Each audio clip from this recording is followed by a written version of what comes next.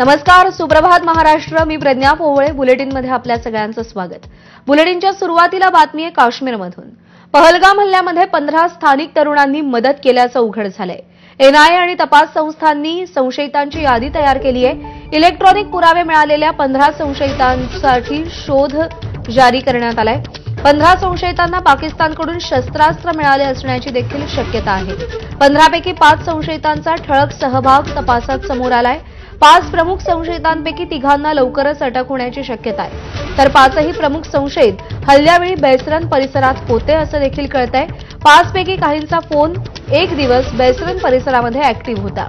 446 पेक्षा जास्त संशयित ताब्यात घेऊन सध्या चौकशी सुरू आहे. सूरज सावंत आपले प्रतिनिधी सध्या आपल्यासोबत आहेत. सूरज, स्थानिकांची मदत या हल्ल्याच्या वेळी झाली हे आता स्पष्ट झालंय, पण आता त्यांना पकडण्यासाठी कशा पद्धतीनं शोध मोहीम राबवली जाते, काय कारवाई केली जाते?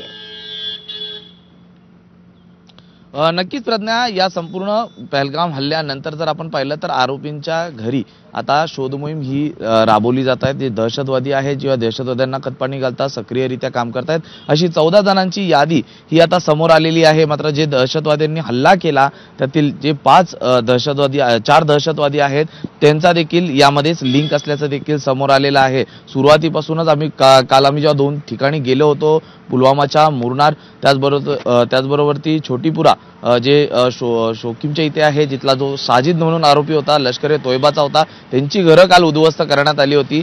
ही जी पूर्ण जे 14 जे जण आहेत हे यांचा मोडस ऑपरेंडी असा आहे की हे 2018 पासूनच इकडनं गेलेले आहेत. त्यामुळे घरातल्यांशी ते कुठलाही संबंध ठेवत नाहीत. त्याच्यानंतर कुठेही ते जातात किंवा काय करतात त्यावेळी मोबाईल हे स्वतःजवळ बाळगत नाहीत, कारण स्वतःचं लोकेशन ट्रेस होईल या अनुषंगाने.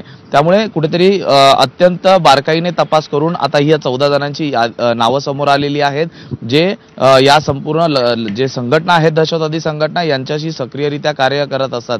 दुसरी गोष्ट आम्हाला ही एक निदर्शनास आली की जशी गावं आहेत त्या गावातला एका मुलाला, जो मुलगा 20 ते 22 किंवा 25 वर्षातला असेल, जेणेकरून त्याला पूर्णतः चेंज करता येतं त्यांच्या मॉडेल्सप्रमाणे, आणि या विद्यार्थ्यांना पैशाचं आमिष दाखवलं जातं, त्यांना जातीय धर्मांच्या गोष्टी सांगितल्या जातात आणि त्यांचं रेडिकलायझेशन करून त्यांना आपल्या टोळीमध्ये सहभागी केलं जातं. आणि त्याची उदाहरणं नंतर अनेक मुलांना, गावातल्यांना देऊन इतर मुलांनाही स्वतःसोबत घेण्याचा या संघटनांचा प्रयत्न आतापर्यंत या तपास यंत्रणेच्या हाती लागलेला आहे.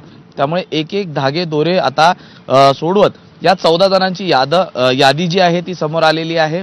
आणि या यादीतनं आता काही लोकांच्या जवळपास तपास यंत्रणा पोहोचलेली देखील असल्याचं कळतंय. त्यामुळे त्यांच्यावर लवकरच कारवाई होईलच.